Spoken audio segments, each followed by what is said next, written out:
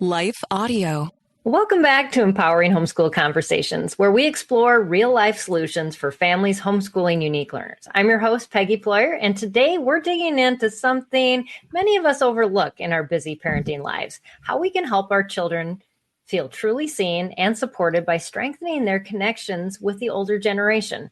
You may be surprised by how powerful that connection can be, not just for our children, but for the grandparents and the elders in our lives too.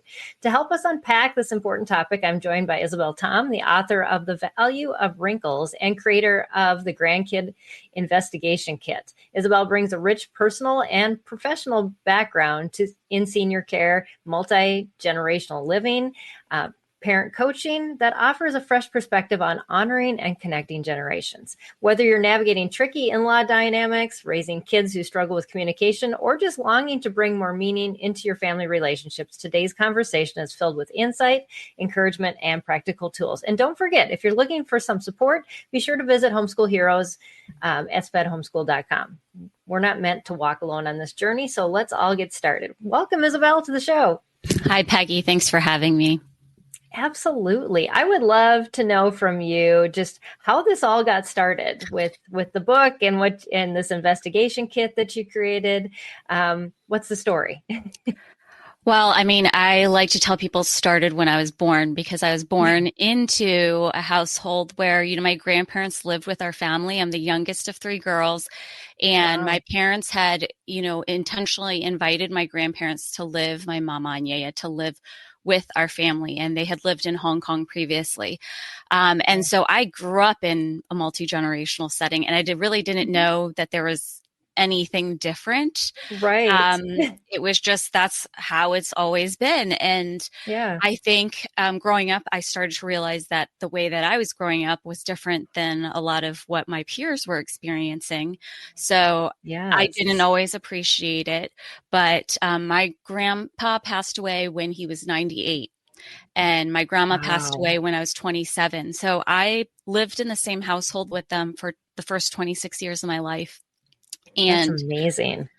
Yeah. And a lot of people don't have the opportunity to have that much time with their grandparents. And so I think because I matured into an adult, I gained an appreciation, and I continue to look back and realize that having my grandparents in my life was just one of the biggest blessings. And then also professionally, my background is working with the older population. And so that has been another way that I feel like God has really blessed me with people who look at me the way that I think that God looks down. He looks at us, just with adoration, and gives us our attention. And so we'll get into that more later, I'm sure.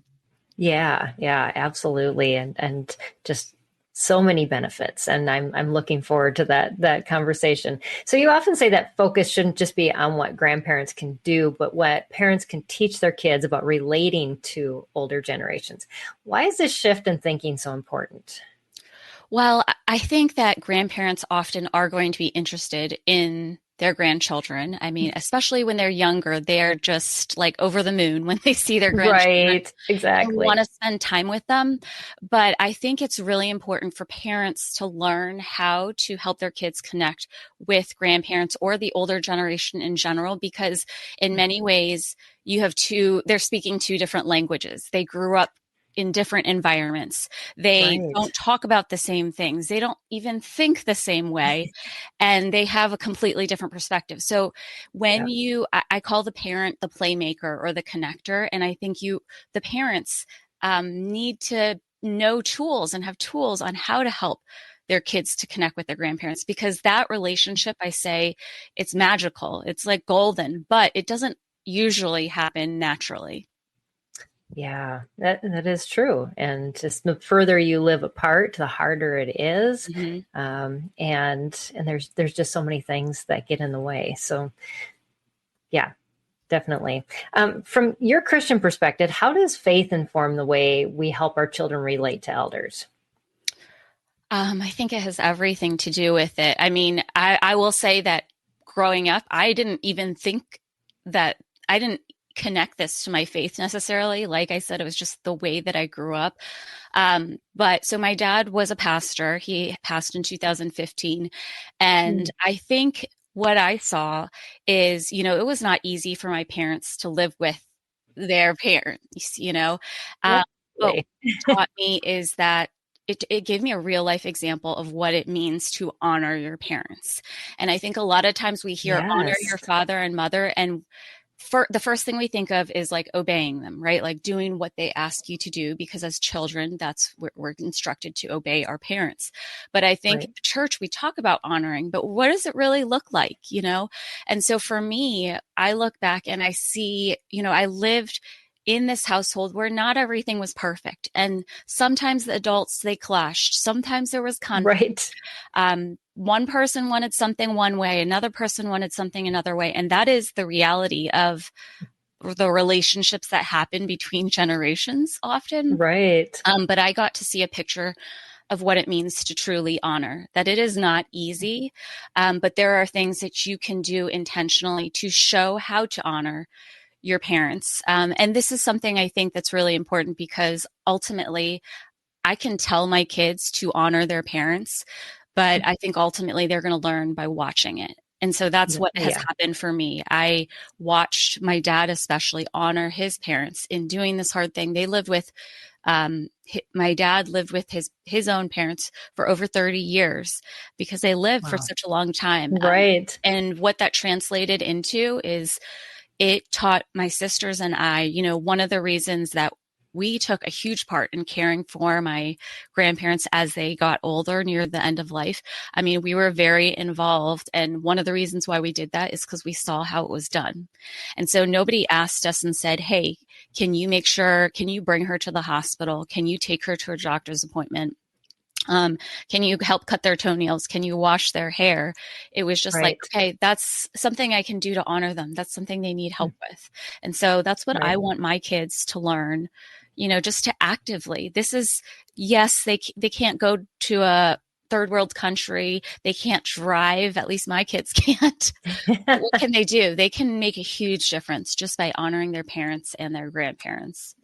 Yes. Yeah. And that is so true, that kids do learn by example. And if we don't have those examples available in their sphere that they operate in on a regular basis, or even just occasionally, they're never going to know truly what it means when we talk about those things. Mm-hmm. I always found that when I had opportunities, I would exchange those words like honor and respect whenever I saw something when we were out in public, and I would relate those words with what was going on. So my kids all of a sudden internalized what that word meant. Yes. Instead of just, saying, well, this is what you need to do, and we're going to do a character study and find all the verses in the Bible that, it doesn't become real until you live it. And so I love that. And what an example, because it is not easy. You have those struggles and you have to work through them, and your kids are watching for sure. Yeah, absolutely. I mean, I think also, I didn't see this till later on, but I think it's 1 Timothy 5:4. And I'm just going to pull it up really quickly, but it gives a command to grandchildren. And I think this is one of the few times where you see grandchildren referenced in the Bible. So it says, but if a widow has children or grandchildren, let them first learn to show godliness to their own household and to make some return to their parents, for this is pleasing in the sight of God. And that's something I saw later on. And I was like, oh, my parents are teaching me how to be godly and this pleases God, So I think there are not very many references that are just so direct. My kids, they have two grandmothers who are widows. And so this is a very direct command of what we can do to when we are being kind to their grandmas, when we are talking to them, when we are serving them. That is pleasing to God. We will continue this conversation after a short break. For some of us, personal finances aren't just personal. They include loved ones, neighbors, the communities we call home, and the causes we hold in our hearts. At Thrivent, planning your finances is bigger than just money. We help you put your plans into motion and faith into action so you can do more for the ones in your heart. Because sometimes all you need to make a difference is someone to help you make it happen. Thrivent, where money means more. Connect with us at thrivent.com. If you owe the IRS or state-backed taxes or have any unfiled tax returns, business or personal, call me now. 888-881-0790. This is Eric, CEO of Ultimate Tax Group. I have some good news I want to share with you. Us taxpayers can now take advantage of the IRS Fresh Start programs. My team of tax experts will help you resolve your case. We care and fight for our clients. We want you to take your freedom back today. Don't let the IRS take any aggressive actions against you. Call Ultimate Tax Group, 888-881-0790. We have a 5-star and A+ rating. Call now. We'll give you a complimentary $495 value from our direct IRS hotline. Let's call the IRS together to map out a strategy and resolve your case. Get the fresh start you deserve. 888-881-0790. 888-881-0790.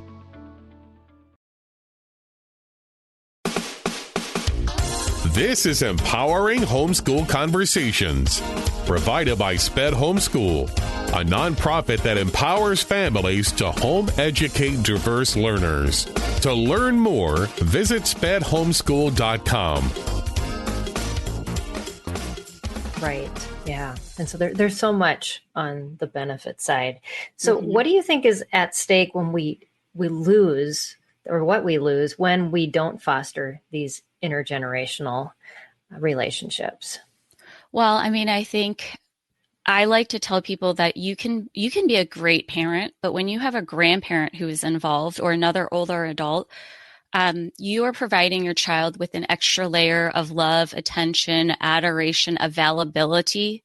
I mean, availability is something that I don't have a lot of as a mom, right? Right. And so just having that extra layer there of knowing that somebody else cares about you that much. I mean, that is ultimately, there are studies done on what happens when a child has that love and attention. They thrive. They're able to be more confident. And so, if we as parents know how to do that and can help the kids connect, we can provide them with that extra layer of support. I think the other thing is we allow our kids to see they see an example of of life in a long-term perspective. And kids often see things from like, tomorrow, I want that candy now. I need to buy that thing on Amazon right now. Please, let's go get it. But when you have a grandparent, even if it's a grandparent who is maybe not a great example, maybe they didn't live their lives in a way that just didn't make great choices, right? We can even just talk with our kids and help them to learn from a real life example of what happens when you make certain choices. Like maybe you have a parent you don't talk to that often because maybe that parent's disrespectful. And maybe they don't have a lot of friends. Well, you don't need to talk bad about them, but you can talk about how those choices affect them now. And it can be just a talking point and they see it. It's not you just spouting out knowledge. It's you showing them a real life example. And I think that's when it starts to really connect too. Absolutely. Yes. And yeah, because we think life is going to, it's at the here and now. We often don't think about what the consequences are as we live. And older generations, they show us real life examples. And I think that's why we love biographies, reading them about people, because we realize that, life can take twists and turns that we are not expecting.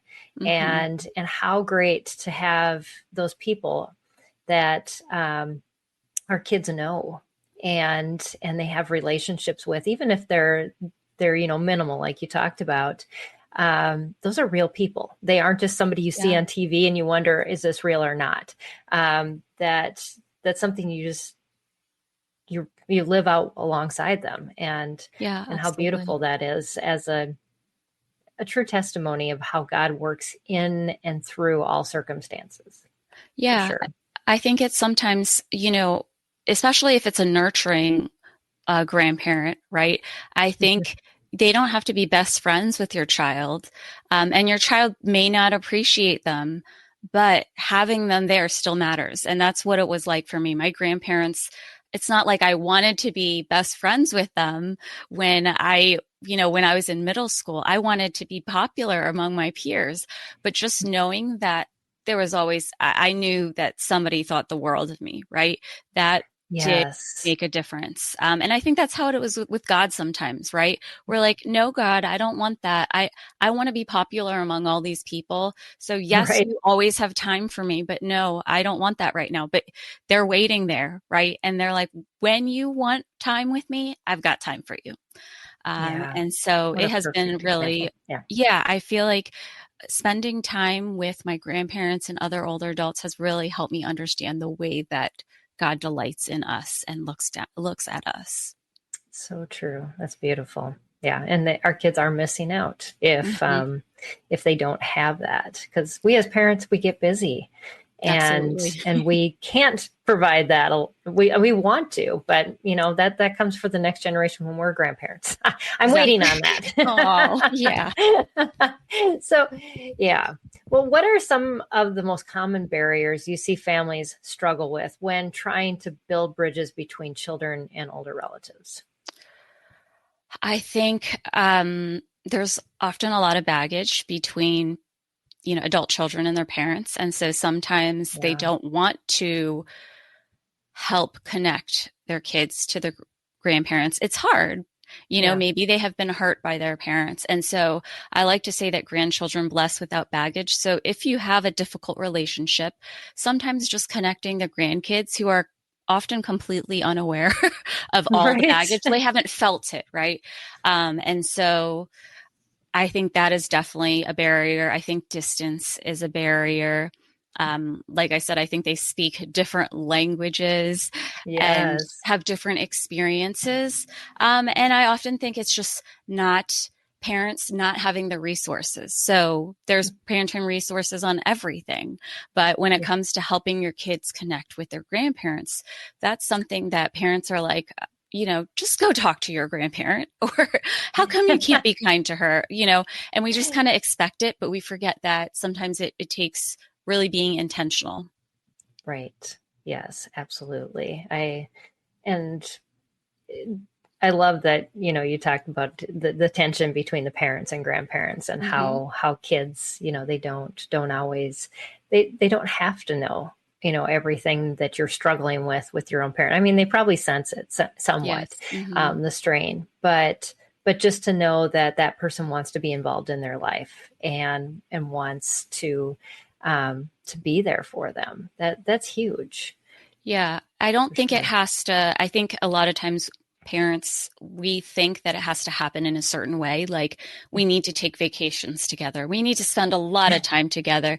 And Right. really, I think of like the 5 love languages, or there's different ways to love, and maybe you have a difficult relationship. Sending a card does not mean you have to spend a lot of time with a Right. person, right? If that relationship is not a pretty relationship, then maybe you'd use a different way to express that love. It could be sending Right. pictures or, and so I think it's about learning, being creative, because honoring your parents, it is going to require understanding them better so that you can connect with them. So we as parents have to understand how to do that first.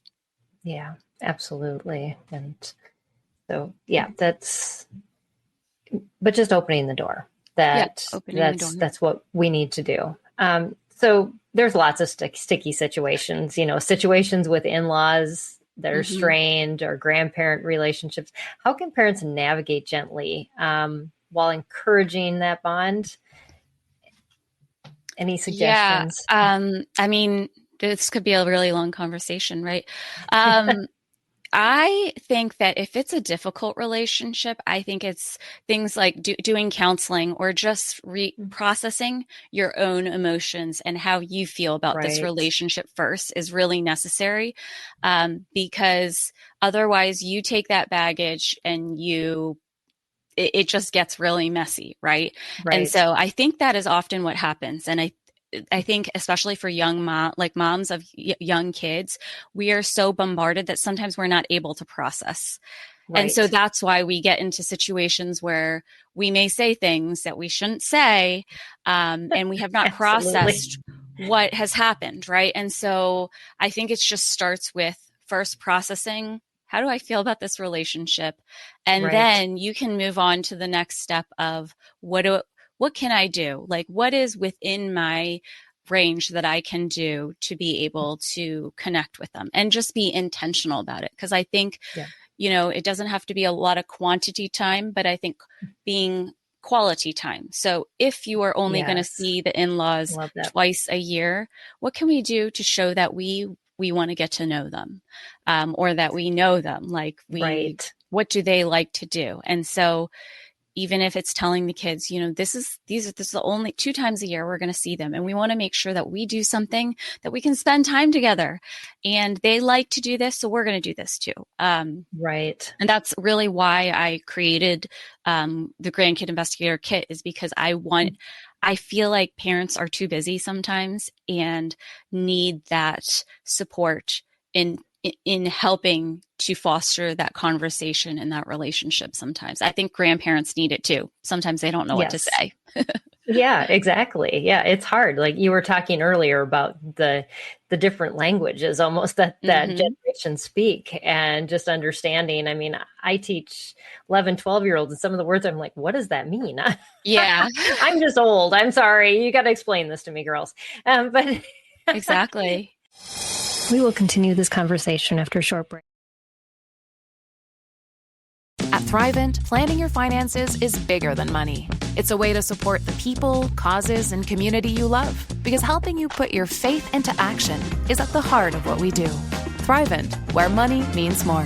Connect with us at Thrivent.com. If you owe the IRS or state-backed taxes or have any unfiled tax returns, business or personal, call me now. 888-881-0790. This is Eric, CEO of Ultimate Tax Group. I have some good news I want to share with you. Us taxpayers can now take advantage of the IRS Fresh Start programs. My team of tax experts will help you resolve your case. We care and fight for our clients. We want you to take your freedom back today. Don't let the IRS take any aggressive actions against you. Call Ultimate Tax Group, 888-881-0790. We have a 5-star and A+ rating. Call now. We'll give you a complimentary $495 value from our direct IRS hotline. Let's call the IRS together to map out a strategy and resolve your case. Get the fresh start you deserve. 888-881-0790. 888-881-0790. This is Empowering Homeschool Conversations, provided by SPED Homeschool, a nonprofit that empowers families to home educate diverse learners. To learn more, visit spedhomeschool.com.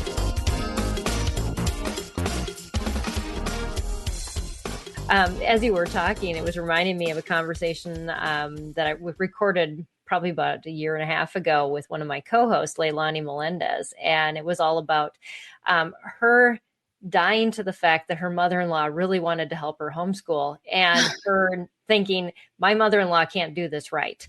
And so she kept pushing her and pushing her out of her life until her daughter with Down syndrome was born and needed so many heart surgeries that she actually had to be at the hospital, and her mother-in-law had to take over. And she said, and now I'm embracing, even though we don't agree on everything, the beauty of what she adds to my children's lives, that things that I would never even do. But I think we have to be willing to embrace that difference, especially since this is her mother-in-law, so a different culture. Yeah. And so somebody that you aren't used to relating to as much as maybe your own parent. And so it takes a lot of work. It does take a lot of work. Sure. I think Yeah. It's about letting go of that. I think so many times our expectation of what a good relationship with the grandparents looks like is not realistic. And in reality, it is going to get messy at times. It's a relationship, right? Right, exactly. But I do think that, my background is a lot in senior care, and I worked in hospice care for about 8 or 9 years. So end of life care. And so when it comes down to it, like, parents they're in the sandwich generation. And so when you can teach the young and the old to connect together, it makes your life less stressful, because too often I see adult children who they try to take everything on. They try to take on what their kids need, what their parent or in-law needs. And realistically, we cannot take everything in, right? I think kids are powerful in improving the quality of life of an older person as they age. And when they boost the mood, which they are so good at doing, exactly, they're actually making their grandparents healthier. And so we need them to be in that. Sometimes we think that we're the ones who can solve all the problems, but I really do think that kids, they bring their own specialty. Like, they have a superpower, I say. Yeah. And they can do very small gestures that mean so much to an older person, to their grandparent. Even if they call and ask their grandparent, let's say every month, if they called their grandparent every month and talked to them for 2 minutes or even 1 minute and said, "Grandma, how you doing?" I mean, do you know how much that would just, I mean, a grandparent would be beaming and bragging about how their grandchild checks up on them. It's only 12 times a year. That's 24 minutes in a whole year, And so I think it can be really fun for kids too, when they realize that they can have that impact. So true. Yes. And it's amazing to watch kids and an older generation. My students perform at a retirement community, and when we come there to perform, there's 80 people sitting. We never have an audience of 80 people. Oh yeah. When we perform out in public, and these older adults, they just dote on my girls. They remember their last performance, and they're like, "Oh, you're getting so much better," and how good to hear that, not just from their parents, not just from other people, but from people who are sitting there intentionally watching. And so there's so much that comes out of that, because they are speaking from a place of, I've seen a lot, in my life, and here, look at what you're doing. And it takes on a different level of compliment. And also, when those kids sit around and chat afterwards, how filling that is for that generation to say, "Oh, these kids value what I think," and a lot of times the older generations are forgotten in our society today, and how sad that is. Absolutely. I totally agree. Yeah. So what are some tangible ways parents can help children appreciate, respect, and connect with their grandparents or other elders? Can you share a couple strategies? Sure. So I think a huge one is just prompting them.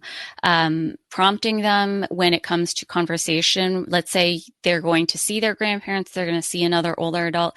Tell them what to say. When it comes to, if a child has autism, a lot of times, we need to guide them. They don't know what to say. And so telling them, when you see grandma, say good morning, or ask her how her day was. Say, how are you doing today? Or what did you do today?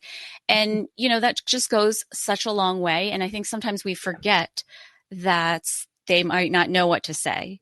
And I really believe that kids, they do care oftentimes, but they don't know what to do. Like I said, they speak a different language. So teaching them how to speak that language. If the grandparent is coming out of the car, telling them, go outside and help grandma, ask her, do you need help with anything? And just prompting them to do those things, so that it's just a very simple gesture, but it teaches them how to be able to support and serve and connect. That's a first thing. I think I always say, when you ask them, you honor them. So when you ask a grandparent questions, you honor them. In my Grandkid Investigator Kit, I have missions that I assign to kids. And basically each of the missions is, you're asking questions to the grandparent and asking them everything from, it's not just about their history, but it's also asking things like, what kind of things do you like to eat? Do you like to eat out more, or do you like to eat in the house? Do you like sweet or salty? And when you ask them things, they're like, oh, wow, I feel seen. Most of the time, grandparents are the ones who are asking the grandchildren questions. But when are they asked questions, right? So not only can we ask them about things about themselves now to get to know them, but we can have our kids ask them about the past too. But there's just so much rich conversation that is it's a fun learning experience for kids, I think, when they learn these new things about their grandparents that they never knew. Absolutely, yes. Because when we get to our age and we've lost parents, grandparents, we always wish, oh, if I had only asked them, if I'd only known that, these were the things that I wanted to know about them then. And those kids can look back and say, I did ask those questions. I do know those answers, and how powerful that is to have been connected. Yeah. So what does this look like for younger kids versus teens? Well, I think when kids are younger, you can just kind of take them along with you, right? When it comes to an older child, a teen, I find that there's more talking, maybe less prompting, but more helping them to understand a situation. So they may see grandma not, let's say a grandparent has Alzheimer's. You may need to define what Alzheimer's is for them and explain to them certain things. And so just providing a space and saying it's okay to ask questions. I think kids are inquisitive, they are curious, but sometimes they may sense that it is rude to ask a question, and so I think we need to explain to them, even if a lot of times they're going to be in a different setting.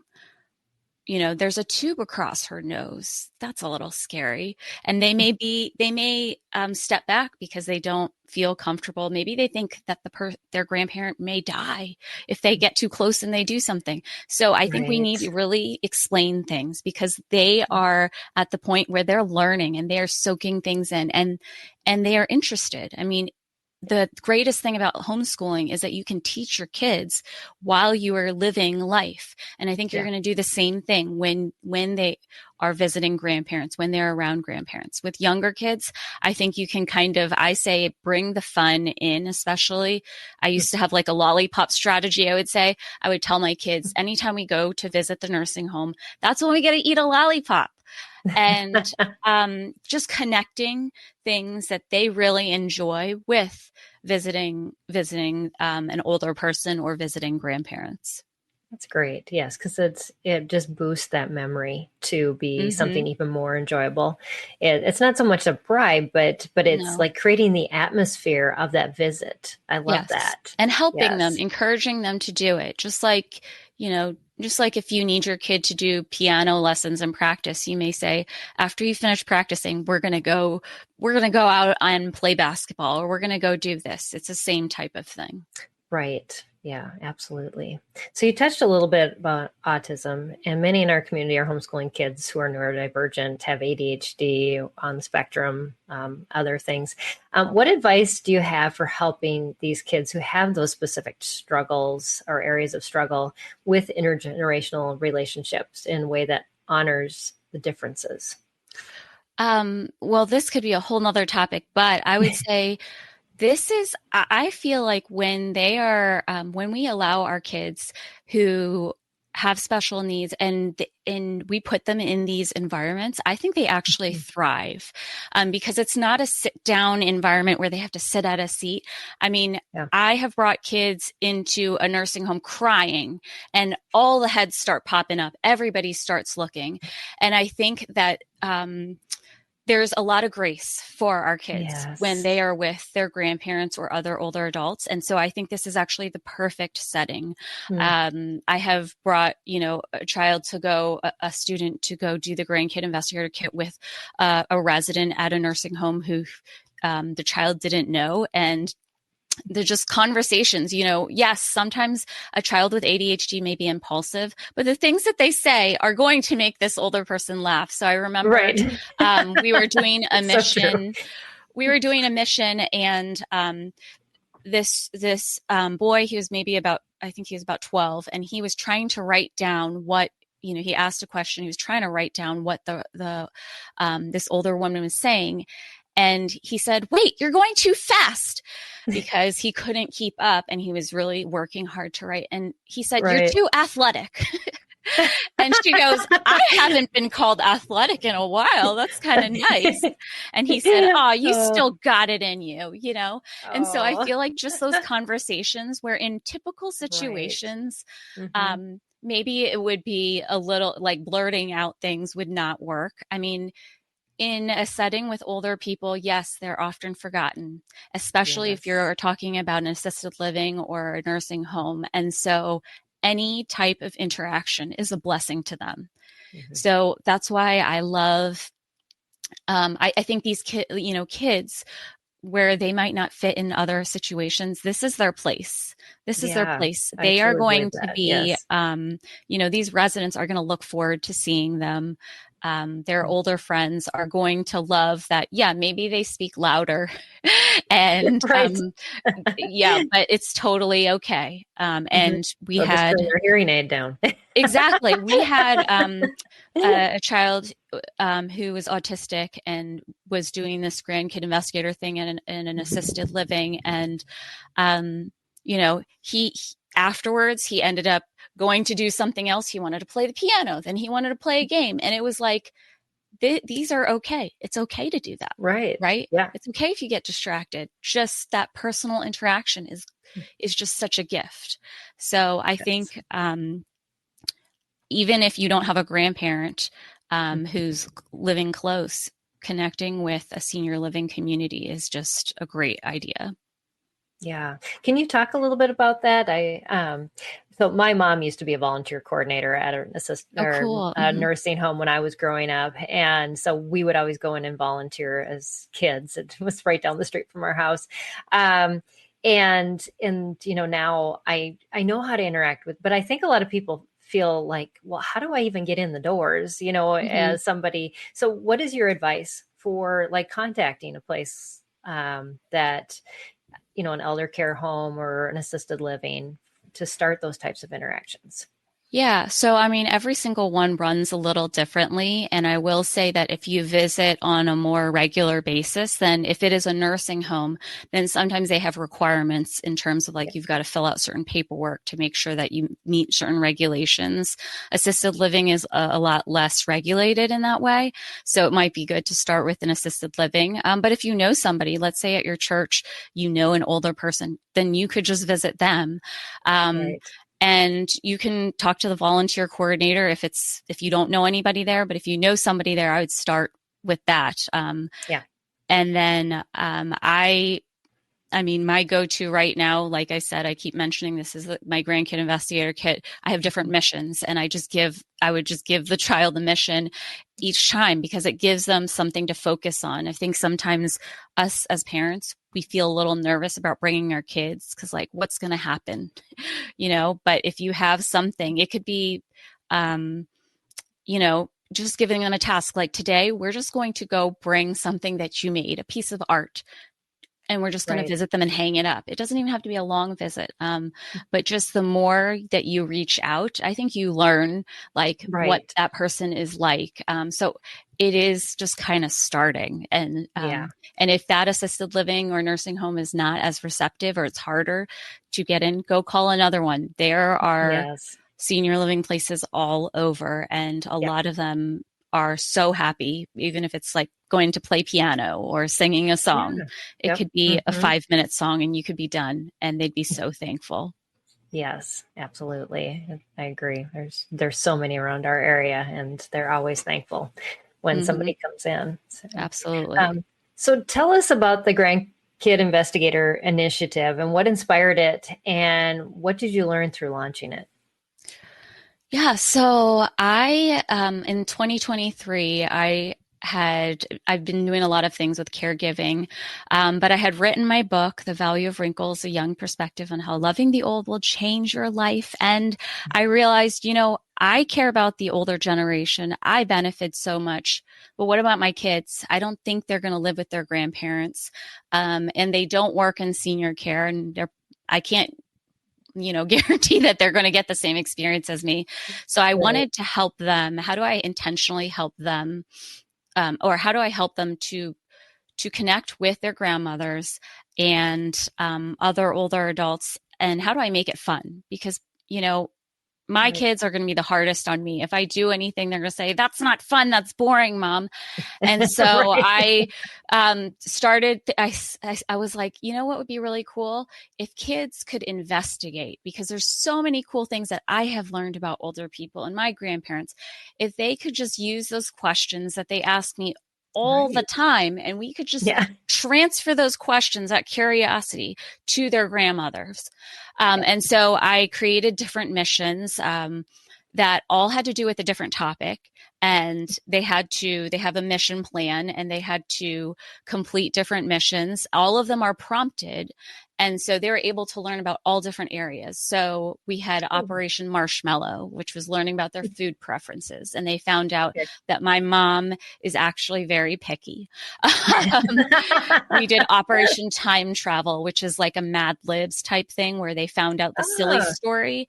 And then there is the second part is the real story. So they asked and learned about their childhood home. One of the kids, and when I did this with other kids, one of the kids found out that their grandma played with tarantulas and spiders growing up. I mean, like, who needs toys? You can play with. And so I feel like what happened was I got really excited because kids were enjoying talking to their grandparents. They were finding out really cool facts, which is what they love to find out. Like, they weren't necessarily reading a memoir or anything, but they were finding out cool facts that helped them realize that, wow, if I ask my grandparent more stories, they've got a lot that they've done. Right.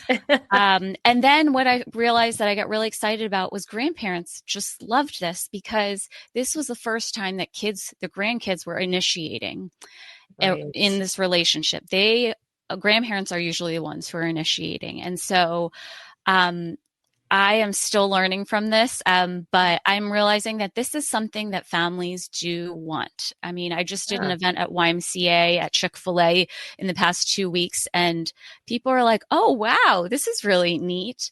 And I just really believe that parents need help, grandparents need help in connecting, the kids need help, and I want to make it fun. So I've realized the importance of all of those things.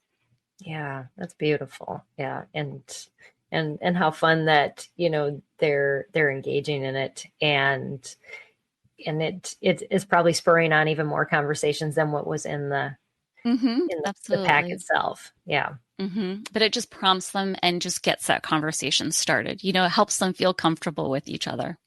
Right. And so, as far as like kids that are shy or disconnected or kind of feel awkward, does it seem to like alleviate all of those fears and anxieties, that because they have all of that prompting and they're equipped with what to go in with? Yeah, I think it takes away the uncertainty of what are we going to talk about. And instead, their minds are focused on, okay, what's the first mission? And then let me check this off and let me find out what the next mission is. And, I got to find out about this. So it kind of diverts the attention away from, okay, I just got to figure out what to say to them. Right. And so I think it is nice to have that guidance. Yeah, so true. And especially for kids that do have high anxiety or that do have autism, having things scripted is so much easier. And it does allow for that free talk afterwards when they become interested, but just that launching place, because it's so much in our life fear and anxiety can halt us. Yeah. And how great for kids to see that they can push past that. And the more that they do that, the rewards that come on the other side, especially relational rewards, which our kids don't get a lot of. It's like more of like, we'll give you, a treat, or we'll give you this, but those are those internal things that they're really longing for more so than anything else. Yeah, actually, so when I did in 2023 is when it started with a Grandkid Investigator Camp I did via Zoom. And the funny thing is when I asked the kids, what did you enjoy most about this? I thought I gave them prizes because I was really afraid. Are they going to want to do this? Like, I need to motivate them somehow. Right. And the response I got was, I liked asking my grandparent questions. And it kind of shocked me. It shouldn't have shocked me, but it kind of shocked me because I was like, oh, they got to find out some neat things. It was the relational reward that they enjoyed. Yes. And I think that was a gift to be able to see that.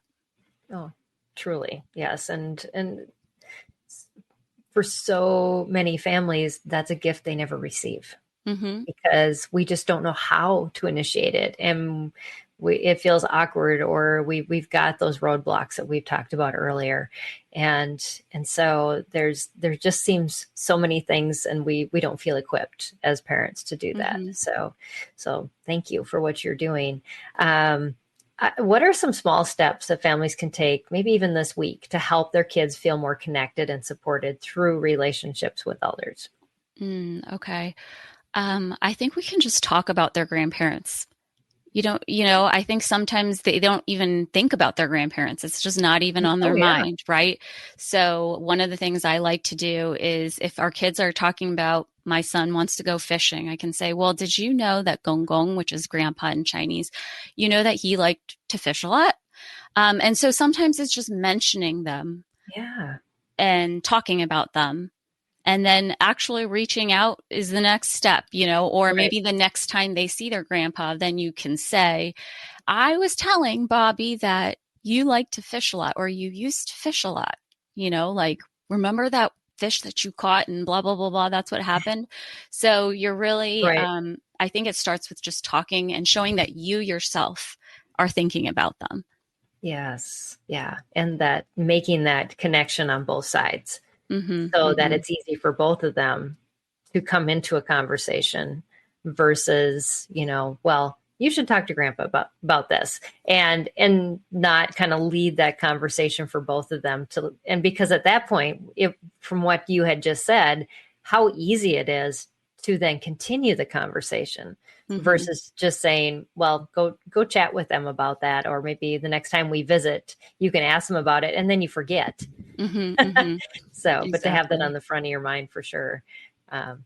So if a parent's listening and thinking, this sounds wonderful, but how do I begin?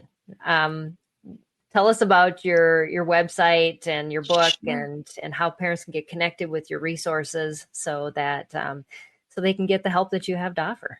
Sure. So I have my website is valueofwrinkles.com. Valueofwrinkles.com. And if parents wanted to try out a free mission, they can go to valueofwrinkles.com/free mission, and they'll get a free mission from the kit to try out. And I think especially if they're homeschooling, this is the kit. I have it in digital form, and really it's like a curriculum that you would work through. It's like a mission plan. And I think it's a great thing to just like assign kids and give them a task each week and say, your goal is to do a mission every week. And that's part of, you put it into the lesson plan. It is educational. They're learning social skills. They are, Operation Time Travel is essentially a Mad Libs where they're learning parts of speech and things like that. And so, I would recommend making it fun and starting there. Yeah, that's great. And then your book, what is, that's also The Value of Wrinkles, a young perspective on how loving the old will change your life. That book is really a story, I say, of how I went from being grumpy to being grateful for my grandparents. It's like a guidebook for grandkids and adult children on how to value the older people in your life. And I think I think it's enjoyable. That's my perspective. It's filled with a lot of stories of me growing up, but also even my kids, my nieces and nephews with their great grandma. And really, it's very practical is the feedback I've gotten. That's great. Well, thank you for, just investing the time into making those resources. And I'm sure they're valuable to many and hopefully many more to come, especially those of you listening today. Just encourage you to check out Isabel's website and her book. These are relationships that are so important and so forgotten in our generation. So Isabel, just thank you so much for joining us and for sharing your heart and your wisdom. Your insights remind us that when we take the time to really nurture those relationships between our kids and those older generations, we're just building lasting support systems for both them, ourselves, as like you said, the sandwich generation, and also just allowing the wisdom that they've learned over their lives to be poured into the next generation. Too often that gets lost. So thank you for teaching us and informing us how to do that. Well, thanks for having me. I really enjoyed this chat. Absolutely. And for those of you that are listening, I encourage you to check out Isabel's book, The Value of Wrinkles, and her website. All of those links will be shared in the show notes. So don't worry about trying to spell them out or find them. We'll put those links there for you.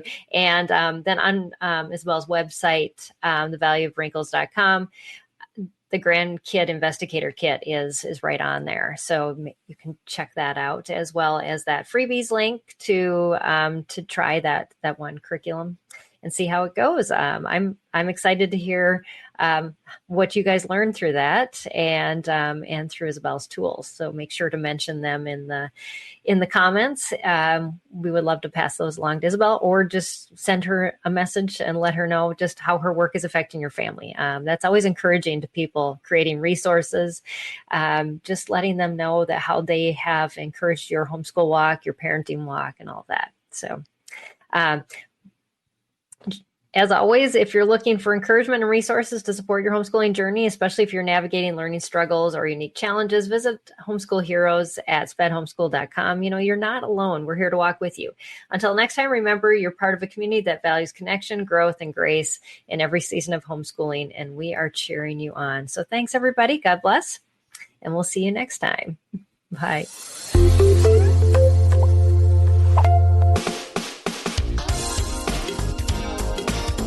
I want to take just a second to thank the team at Life Audio for their partnership with us on this podcast.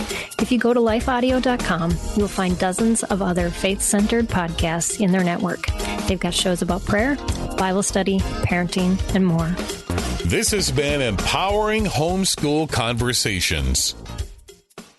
Finding uplifting news in today's headlines is often like searching for a needle in a haystack.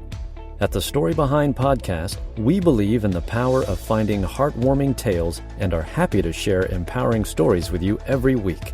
Get inspired by the note a waitress received from a patron dining alone, and even hear about how one VIP passenger made a hardworking pilot get emotional before his flight. To start listening to the Story Behind podcast, visit lifeaudio.com